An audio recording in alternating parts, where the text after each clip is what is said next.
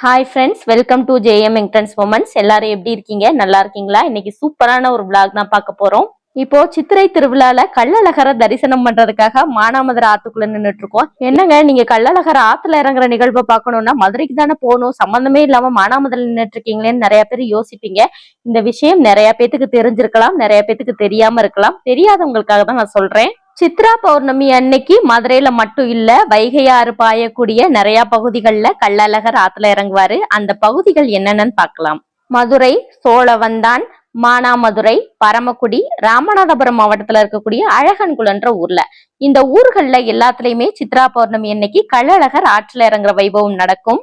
இப்போ நம்ம பார்த்த ராமநாதபுரம் மாவட்டத்துல இருக்கக்கூடிய அழகன்குளம், இந்த ஊரு தான் வைகை ஆறோட கடைசி எல்லை பகுதி. அதாவது வைகை ஆறு ராமேஸ்வரம் கடல்ல கலக்கக்கூடிய பகுதி. நான் சொல்லி இருக்கிற ஊர்கள் தவிர மற்ற ஊர்களையும் கள்ளழகர் ஆத்துல இறங்குற நிகழ்வு நடக்கும்னா மறக்காம கமெண்ட்ல சொல்லுங்க, நாங்களும் தெரிஞ்சுக்கிறோம். என் பாப்பாவோட ஃபர்ஸ்ட் சித்திரை திருவிழா. எவ்வளவு கூட்டமா இருந்தாலும் பரவாயில்ல, அழகரை போய் பார்த்தே ஆகணும்னு பாப்பாவை தூக்கிட்டு வந்து நிக்கிறோம். காலையில 7 மணில இருந்து 7:40க்குள்ள அழகர் ஆத்துல இறங்குவாருன்னு சொன்னாங்க. அதுக்காக 6:30க்கே வந்து ஆத்துக்குள்ள நிக்கிறோம். சித்திரை மாசம்னால காலையிலே வெயில் பயங்கரமா இருந்தது, எல்லாத்துக்குமே வேர்த்து ஊத்திருச்சு. இந்த வெயில்லையும் மக்கள் அழகரை பாக்குறதுக்காக கூட்டம் கூட்டமா எப்படி நிக்கிறாங்கன்னு பாருங்க. இங்கேயே இவ்வளவு கூட்டமா இருந்ததுன்னா மதுரையில எல்லாம் அப்பா சொல்லவே முடியாது, அந்த அளவுக்கு கூட்டமா இருக்கும். நாங்க ஒரு தடவை கூட மதுரை சித்திரை திருவிழாவுக்கு போனதே கிடையாது. இனிமேலாவது போறதுக்கு வாய்ப்பு கிடைச்சிச்சுன்னா கண்டிப்பா போய் பார்க்கணும்.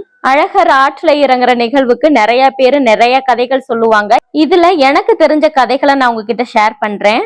இங்க மானாமதுரையில இருக்கக்கூடிய மக்கள் ஒரு கதை சொல்லுவாங்க. என்ன கதைனா, இங்க இருக்கக்கூடிய ஆனந்தவள்ளி அம்மனுக்கும் சோமநாதருக்கும் திருமணம் நடந்திருக்கு. இப்போ நீங்க பாக்குறது தான் ஆனந்தவள்ளி அம்மன் சோமநாதர் ஆலயம். மானாமதுரையில இருக்கக்கூடிய ஆனந்தவள்ளி அம்மனோட அண்ணனான கள்ளழகர் தன்னோட தங்கைக்கு உலகத்துல உள்ள எல்லா பொருட்களையுமே திரட்டி சீர்வரிசையா கொண்டு வந்திருக்காரு. அந்த சமயம் ஆனந்தவள்ளி அம்மன் தன்னோட அண்ணனான கள்ளழகர் கிட்ட உலக பிரசித்தி பெற்ற எல்லா பொருட்களுமே இங்க இருக்கு, ஆனா நான் யோசிச்சு வச்ச விளக்கு இல்லையேன்னு கள்ளழகர் கிட்ட ஆனந்தவள்ளி கோவப்பட்டதாகவும், இவ்வளவு சீர்வரிசை பொருட்கள் கொண்டு வந்துமே தன்னோட தங்கைக்கு சந்தோஷம் இல்லைன்னு கள்ளழகர் ஆத்துல இறங்கி போனதாகவும் சொல்லுவாங்க.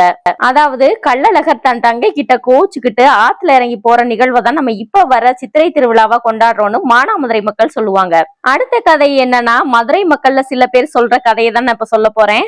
மதுரைய ஆட்சி செஞ்சுக்கிட்டு இருக்க மீனாட்சிக்கும் சொக்கநாதருக்கும் திருக்கல்யாணம் நடக்கிறதுக்கு தடபுடலா ஏற்பாடுகள் நடந்துட்டு இருந்திருக்கு. இதை கேள்விப்பட்ட கள்ளழகர் தன்னோட அழகர் மலையில இருந்து சகல பரிவாரங்களோட இறங்கி வந்திருக்காரு.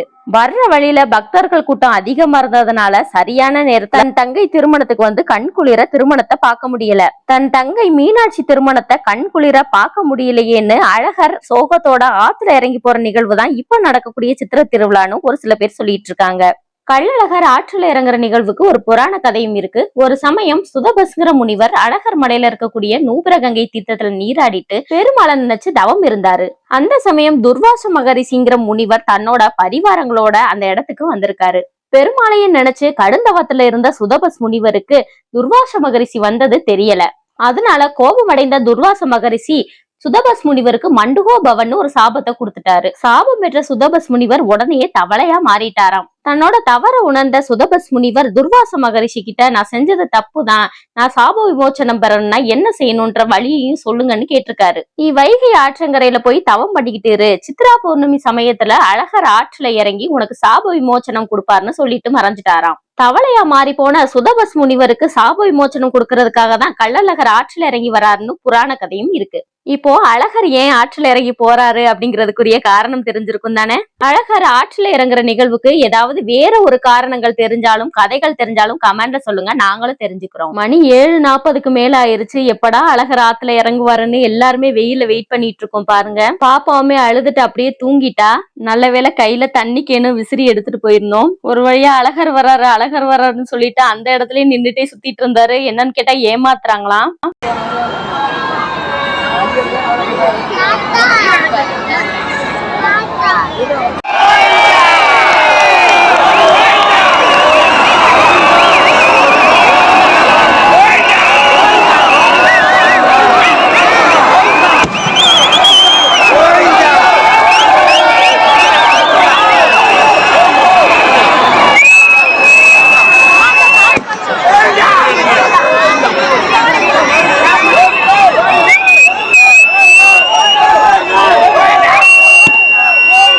கொஞ்சம் கூட எதிர்பார்க்கல. நாங்க நின்னுகிட்டு இருந்த இடத்துக்கு பக்கத்திலேயே அழகர் வந்து நிக்கிறாரு பாருங்க. நல்ல தரிசனம். கரெக்டா மானாமதுரையில அழகர் 8:15க்கு இறங்கியிருக்காரு. இவ்வளவு கூட்டத்திலயும் வந்து அழகரை தரிசிச்சது எங்களுக்கு மனசுக்கு ரொம்பவே சந்தோஷமா இருந்தது. நிறைய பேரு கள்ளழகர் வேடம் போட்டு தண்ணி பீச்சி அடிச்சிட்டு இருந்தாங்க. இப்படி கள்ளழகர் வேடம் போட்டு தண்ணி பீச்சி அடிக்கிறதும் ஒரு விதமான நேர்த்திக்கடன் தானா? ஏதாவது ஒரு வேண்டுதல் வச்சுக்கிட்டு இந்த மாதிரி 3 வருஷம் நாங்க செய்யறோம், இல்ல நாங்க ஆயுள் முழுக்க வருட வருடம் வரக்கூடிய சித்திரை திருவிழாவுக்கு இந்த மாதிரி தண்ணி பீச்சி அடிக்கிறோம்னு வேண்டிக்கிருவாங்களாம். இந்த மாதிரி தண்ணி பீச்சி அடிக்கிறதுக்கு ஆன்மீக காரணம் ஒண்ணு இருக்கு, அறிவியல் காரணம் ஒண்ணு இருக்கு. ஆன்மீக காரணம் என்னன்னா, கோபத்துல அதாவது சோகத்துல கள்ளழகர் ஆற்றுல இறங்கும் போது அவரை குளிர்விக்கிறதுக்காக தண்ணி பீச்சுறாங்கன்னு ஒரு சில பேர் சொல்றாங்க. தண்ணி பீச்சி அடிக்கிறதுக்குரிய அறிவியல் காரணம் என்னன்னா, பொதுவா சித்திரை மாதத்துல வெயில் ரொம்ப அதிகமா இருக்கும். கள்ளழகரை தரிசிக்க வந்திருக்கக்கூடிய மக்கள் ரொம்ப வெக்கையில கூட்டமா நின்னுட்டு இருப்பாங்க. அவங்கள குளிர்விக்கிறதுக்காக தான் இப்படி தண்ணி பீச்சி அடிக்கிறாங்கன்னு சொல்றாங்க. இது அறிவியல் காரணம். கள்ளழகர் ஆத்துல இறங்கி வந்த உடனே ஒவ்வொரு மண்டகப்படியா போய் உட்கார ஆரம்பிச்சிட்டாரு. ஆத்துக்குள்ள ஃபுல்லா நிறைய கடைகள், ராட்டினங்கள்லாம் போட்டு வச்சிருந்தாங்க. நேரம் ஆக ஆக பயங்கரமா வெயில் வர ஆரம்பிச்சிருச்சு. கொஞ்ச நேரம் கூட ஆத்துக்குள்ள நிக்க முடியல. எங்க முகத்தை பார்த்தாலே தெரியும் எப்படி வேர்த்திருக்குன்னு. ஏதோ அழகரை பார்க்க போறோன்ற சந்தோஷத்துல இவ்வளவு நேரம் ஆத்துக்குள்ள நின்னுட்டோம். பார்த்ததுக்கு அப்புறம் ஒரு நிமிஷம் கூட நிக்க முடியல. எப்படா வீட்டுக்கு போவோன்னு இருந்தது. காலையில டீ குடிச்சதோட சாப்பிடாம வந்துட்டோம். போய் எப்படா சாப்பிடுவோம், சாப்பிட்டு கொஞ்ச நேரம் தூக்கத்தை போடுவோன்னு இருந்தது. இந்த வீடியோ பார்த்து எல்லாரும் என்ஜாய் பண்ணிருப்பீங்கன்னு நம்புறேன். இந்த மாதிரி நிறைய vlog வேணும் அப்படின்னு நினைச்சீங்கன்னா எங்க சேனலுக்கு சப்ஸ்கிரைப் பண்ணி வச்சுக்கோங்க. இந்த வீடியோ உங்களுக்கு பிடிச்சிருந்தா லைக் பண்ணுங்க, ஷேர் பண்ணுங்க, மறக்காம எங்க சேனலுக்கு சப்ஸ்கிரைப் பண்ணுங்க. தேங்க்யூ.